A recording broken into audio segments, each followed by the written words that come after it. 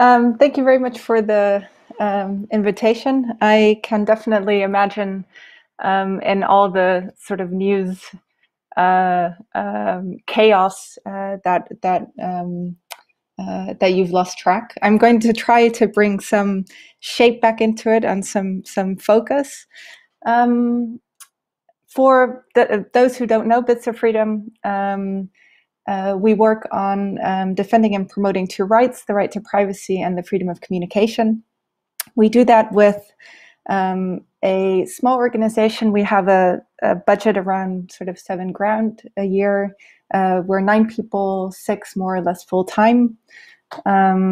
This is more or less how we're financed. Basically, this was the question that you asked me. What's going on? So I want to take you through some of our current work and some of the developments that we see that we're most concerned about. I think even though I can imagine that people are tired about talking and thinking and worrying about COVID-19, we can't not talk about it. So that's what I wanted to start off with. So very early on in the COVID crisis in the Netherlands, so sort of I guess halfway through March when the lockdown started, we were anticipating a few ways that pressure would be put on privacy in order to try to control the outbreak. So, of course, one is insight into our health and health data. The second is insight into people's location and their social network in order to perhaps slow the spread of the virus. And the third one, which is slightly different, was we saw immediately that we became even more dependent on technological tools like the one we're using now to communicate and work. So today I want to talk mostly about the first two. So the ways or the measures that the government has taken in order to gain more insight into our health and more insight into our movements. So there are 3 main measures that I would like to walk through. The first is, of course, the COVID tracing app, Corona Melder, as it's going to be called. The second is some developments in telecom data. And the third that I'll touch on very briefly is a measure that was taken to gain more insight into our health data. So first of all, of course, the Corona app. A lot has been said and written about it. We have, in a way, enjoyed the discussion. It was really interesting to see sort of national media talking about decentralized versus centralized solutions. That was, I think it has helped to kind of increase the level of discussion about technology, at least. So there are some positive aspects to it. But of course, that's not what I'm here to talk about. So I think it was April 7th, one of the first press conferences, or one of the early press conferences that the Prime Minister and the Minister of Health jointly did. The Minister of Health announced that they were going to be exploring the possibility of using a contact tracing app. And that was something that the outbreak management team had told them that they needed to do. So that was on Tuesday, and then on Wednesday, the following day, we had built a quite large coalition of sort of knowledgeable partners, and had put together a manifest or a checklist or whatever you want to call it, a website called safeagainstcorona.nl or veiligtegencorona.nl. And here we said, if you decide that you need to deploy such an app, so a big if, because you have to first prove that it's necessary, that it's proportionate, etc. If you decide to deploy such an app, then it should meet with at least the following requirements. So it was 10, some of them sort of more granular than others. So and also kind of a mix of legal, technical, and kind of more societal aspects, I guess. So that was the beginning of April. The minister had, the ministry organized the appathon that some of you might have followed, where I think 6 or 8 different vendors presented their solution, and the minister then decided that actually none of them were suitable or were good enough at the moment. So we weren't going to be using one of those, and instead, and at this point, I think this was the end of April, and there had been a whole lot of attention and also a lot of good criticism of the plans. The ministry took a slightly less visible approach and started working on its own solution and kind of more, a little less in the spotlight than the plans had been formulated before.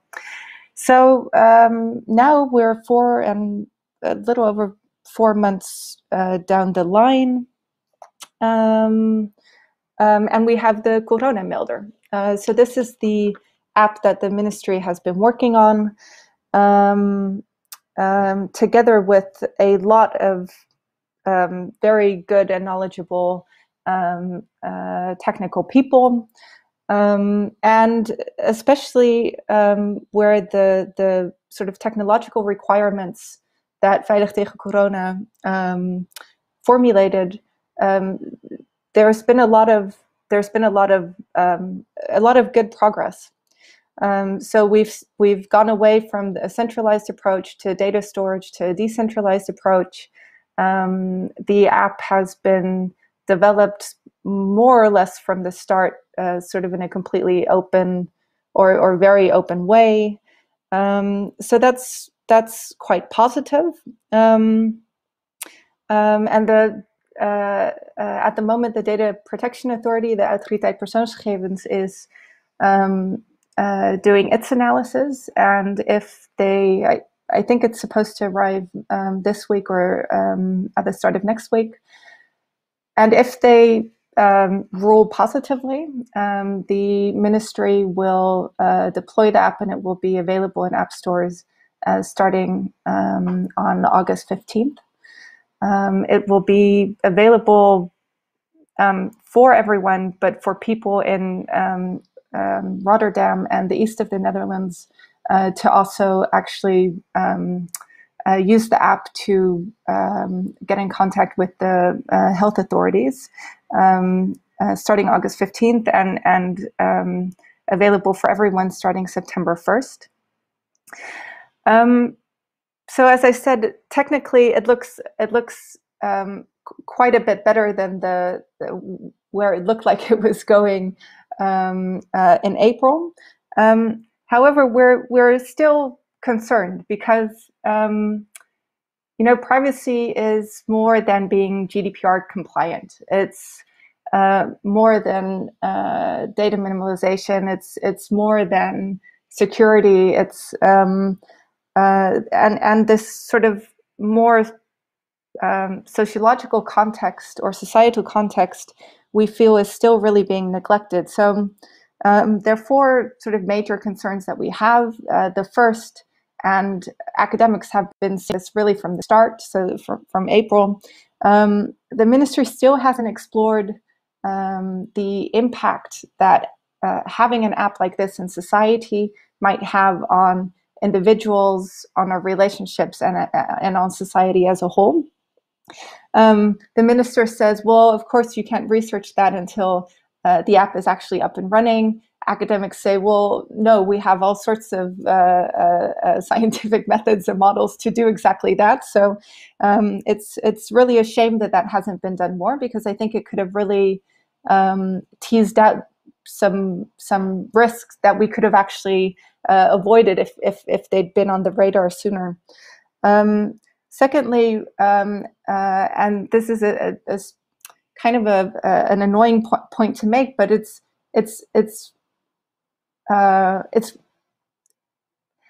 odd that we've been becoming as a society more and more critical of the role that big companies like Google and Apple play in society, and at a national, at a European, and at a global level, we see slow but definite progress towards trying to curtail the power of these companies and trying to rein in their dominance. And with this app, and with all the apps, all the tracing apps that use the Google Apple API, or that even really rely on smartphones to solve this crisis, you're just growing the reliance that we have on these companies, and especially when it's something like your public health. I really wish that there had been more discussion about that and on its ramifications. Third, we're really concerned about function creep. So we've rarely ever seen any type of surveillance infrastructure or data collection that is ruled out being reversed. I think sort of ANPR cameras, PNR records. There are so many examples of as soon as data is collected, or as soon as there is a way to track people or to gain more insight, it will be used in context other than it was intended, and by people and organizations that weren't involved in the first place. And then finally, some of these risks could have been addressed at least partly through legislation. So there was an emergency COVID law that had one article about the Corona app, or the COVID app, and it was removed quite last minute. It was not a particularly well formulated article, or really sufficient to the risk that the app posed, but at least it was something. It's been removed, and we're not sure if anything is going to come in its place. At a minimum, we feel that the app should have a sunset clause. So there should be a moment in time in which we say, okay, now we're going to abandon the use of the app, unless we really see through also a sort of a democratic process that we need to postpone using it. Another thing that we find very important is that no one should be obligated to use the app. So the government it should always be voluntary. And also there shouldn't be any kind of consequences based on you having or not having the app. And then finally, to at least partly address the risk of function creep, it would be really smart to make clear that the app and any data it could possibly generate can't be used in any other context. So, and the context we're most concerned about, or that can have the biggest consequences for people, is of course it being used in the context of law enforcement. So since there's the summer break in Parliament, and things won't start up again until after the summer, so in September, we are expecting and hope and will try to contribute to legislation being written then. And in the meantime, there's the the ruling from the Data Protection Authority to look forward to.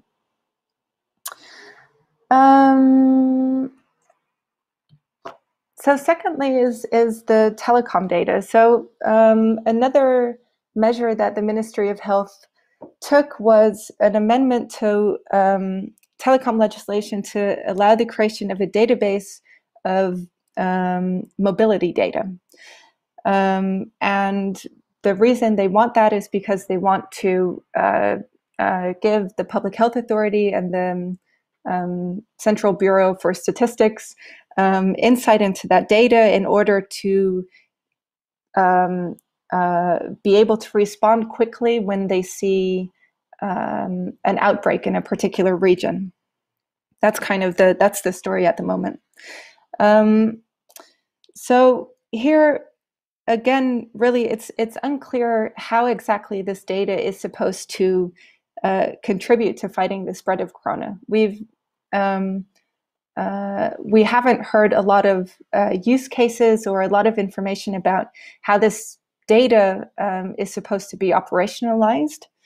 And actually, we've heard some sort of contradictory things from local governments who say that they don't really see a way that they could take kind of localized measures. So, for instance, locking down Utrecht or having stricter rules in one town than they have in another.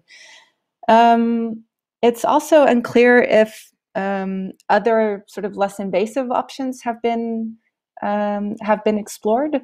And I think that's also because they're not quite sure what exactly the problem is that they're addressing using this data. So and when you don't have an exact problem, it's also really hard to think of a sort of a range of different possibilities or solutions. And since that's not done or hasn't been done, it's also not possible to say with any type of sort of legal certainty that this is actually a necessary and proportionate measure. And that's the question that you have to ask as a data protection authority, and that we should be asking as a society. The government is allowed to curtail our freedoms if the measures taken are necessary and proportionate. That's the only way they're allowed to do that. So again, this proposed law was met with a whole lot of criticism. It has been temporarily withdrawn by the minister, and I believe he said that he'll take the criticism on board and issue another version of it after the summer. So that will be coming at the beginning of September. So just very briefly, the health data opt-in, opt-out. This was actually one of the first measures that was taken, and there wasn't that much attention for it. It was really sort of in the really early days of the lock-in. If you want to read more about it, this great former physician, Wim Jongejan, runs the website with the awesome name Zorg ICT Zorgen, so care ICT cares. He's written a lot of really smart things about it, but just very briefly, we had the situation where if you wanted to give various health professionals access to your health records, you had to opt in to that sort of information exchange system. And the minister announced that he wanted to assume consent, basically turning it from an opt-in to an opt-out system. So yeah, if you're interested, zorgictzorgen.nl is the place to be. So that brings me, Will, to what's next, I guess. So before Corona or COVID started, one of the things we were quite worried about was the rise of biometric surveillance, and in particular, facial recognition. We've already seen numerous kind of use cases and a very, very strong industry lobby. So I just want to take you through a few examples of how face recognition is being sold. So here is an example of using face recognition to measure church attendance, to be able to find any woman you see and snap a picture of on the street, find the corresponding social media profile. This is a very old example. VK is sort of Russia's Facebook. This is the very friendly looking Face++. I think it's an Israeli company that's being used in China to monitor or surveil minorities. It's being used in India to identify protesters. And I think this is the most cynical and heartbreaking sales pitch. It's a facial recognition company that is targeting schools, saying that use of face recognition software in school corridors will end school shootings. So we were already concerned about that. We did a little test in the Netherlands. We found a publicly available public camera. This is the Dam Square. And these are my colleague Lotte and our intern who is leading this research, Paula Hoijman, who found themselves, or sort of, tried to find themselves on the camera, and then used Amazon's free service recognition with a K to see if they could identify themselves. That was possible. So all Amazon needed was, I think it was about like 30 by 30 pixels. It looked kind of like this. To identify Paula with 95% accuracy. So this, with more and more cameras in public space, with more and more private cameras also targeted at public space, and with police officers using more body cams, you can imagine that this can very, very quickly become really pervasive. Well, then COVID-19 happened, and then we started thinking of a different type of biometric surveillance, namely the health passport, that has been promoted as a way of unlocking society. So we've seen two examples in the Netherlands, but there are many more examples across Europe and in other parts of the world. This is a project by TNO. They've actually been working on this for a long time.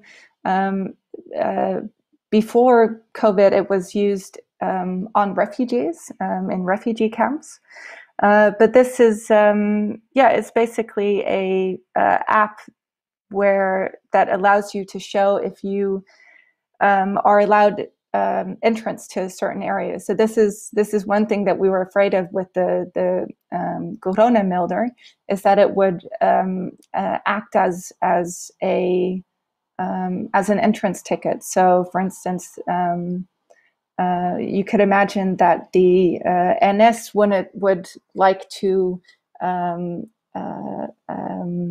ask you to show if you've been tested recently before you can get on the train. School buildings, office buildings, employers, anyone could use it. Another example is the Covi Bos. So this is a private company. I think they're based in the UK, and they have what they call a full end-to-end global solution to the COVID-19 crisis. So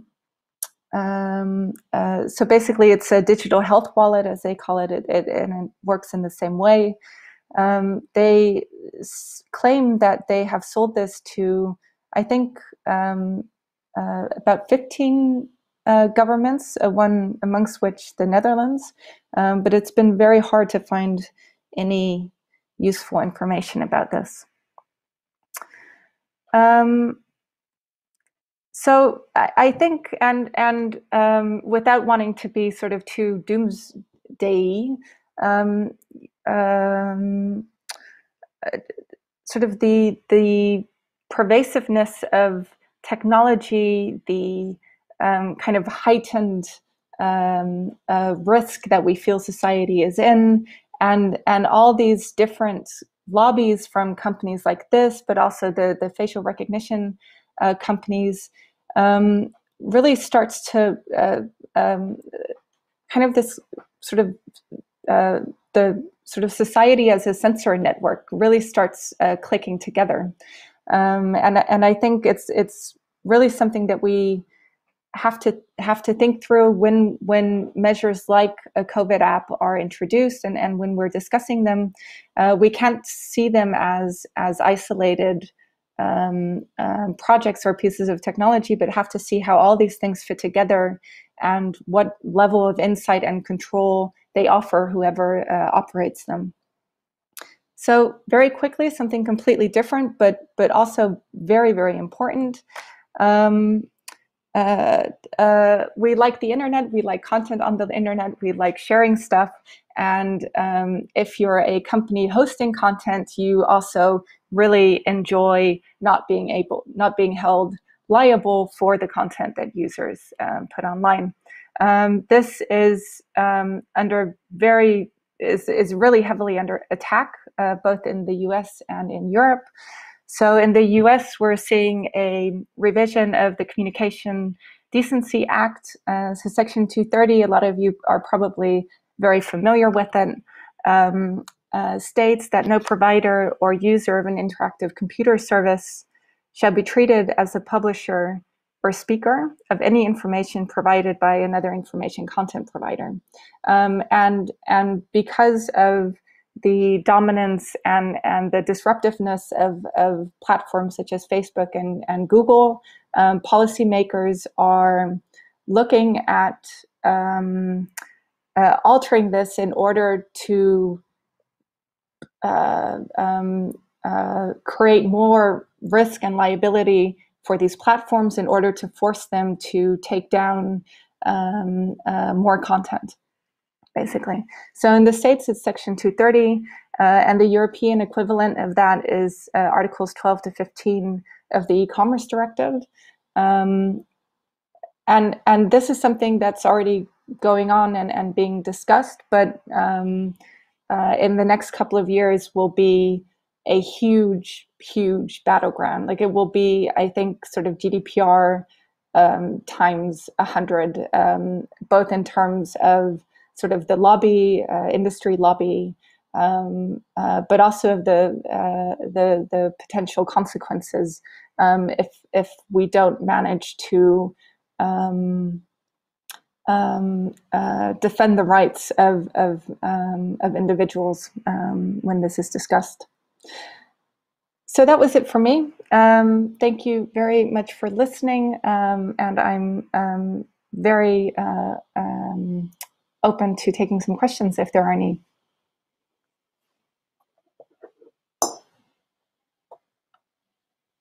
Congratulations on being the first presenter ever at an NLNOG live event. We did receive a few questions. First question is, what is your stance on Google and/or Apple's motivation behind providing APIs? I